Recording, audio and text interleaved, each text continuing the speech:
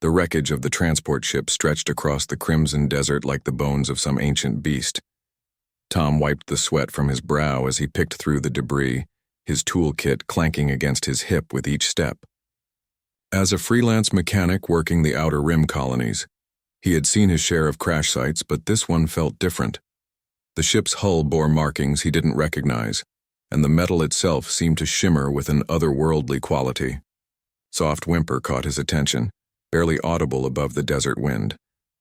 Tom followed the sound to a section of twisted hull plating, where something pale gleamed in the harsh sunlight. He carefully lifted the debris and gasped at what lay beneath. The creature was unlike anything he had ever seen. Its body stretched nearly 8 feet in length, covered in scales that appeared almost translucent white, like polished marble. 4 limbs ended in delicate claws, while a long serpentine tail curved around its form. Most striking were the gossamer, wings that lay crumpled against its sides, torn and bloodied from the crash. The being's head was elongated and elegant, with closed eyes that seemed too large for its skull. Tom knelt beside the creature, his hands hovering uncertainly over its still form. He could see the gentle rise and fall of its chest, confirming it was alive, but something was terribly wrong. When he gently touched its hindquarters, there was no response, no reflexive movement. The creature's lower body appeared completely unresponsive. "Easy there," Tom murmured, though he wasn't sure if the being could understand him. He had always been better with machines than people, but something about this creature's vulnerability stirred something protective within him. "I'm going to help you." The creature's eyes fluttered open, revealing irises of the palest blue like winter ice. Intelligence flickered in those depths, along with pain and fear. It tried to lift its head, but the effort seemed to exhaust it, and its eyes closed again.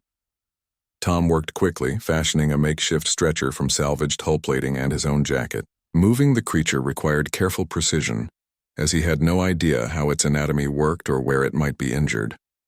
The being was surprisingly light for its size, its bones seeming hollow like those of a bird.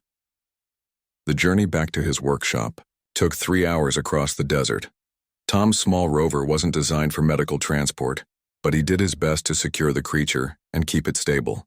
Throughout the trip, he found himself talking to his passenger, describing the landscape, explaining his work, anything to fill the silence and perhaps provide some comfort.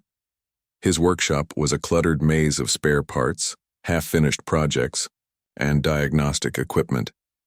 Tom cleared his largest workbench and carefully transferred the creature onto it.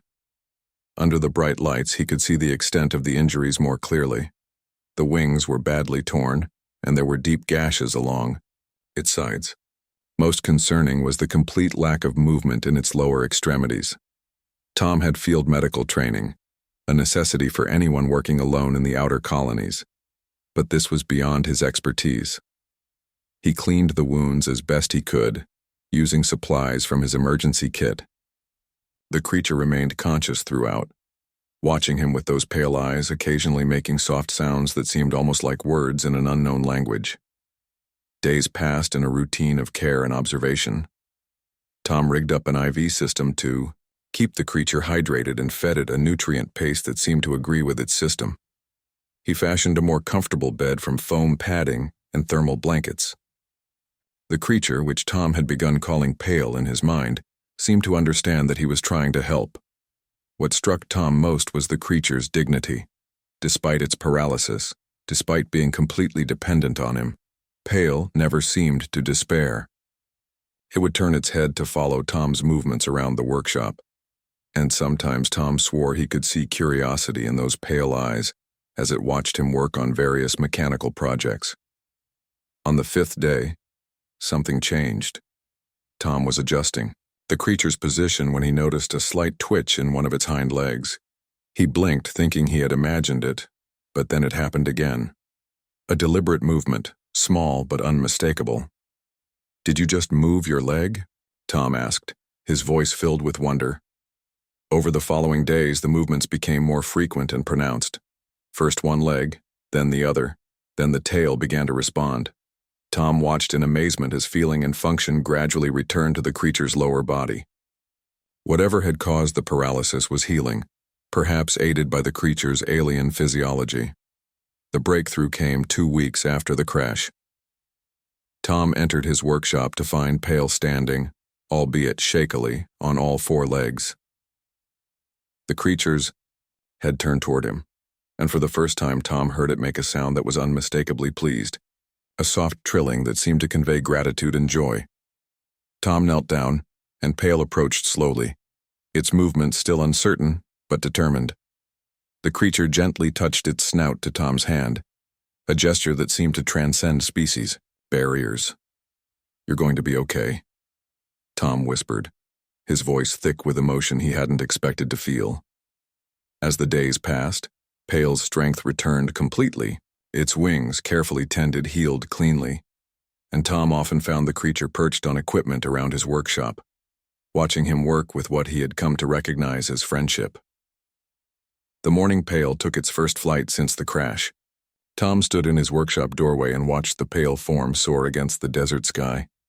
The creature circled once, twice, then descended to land gracefully beside him. In that moment, Tom understood something fundamental about the universe.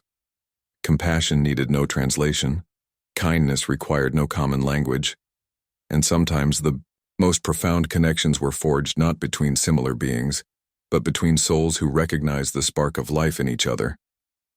Pale nudged Tom's shoulder gently, then spread its wings wide, catching the morning light. With a final trill that Tom chose to interpret as goodbye, the creature launched itself skyward, disappearing into the vast expanse of space beyond the atmosphere. Tom returned to his work, but his workshop felt different now, touched by something greater than the sum of its mechanical parts. He had learned that healing came in many forms, and sometimes the greatest gift was simply refusing to give up on someone when they couldn't stand on their own.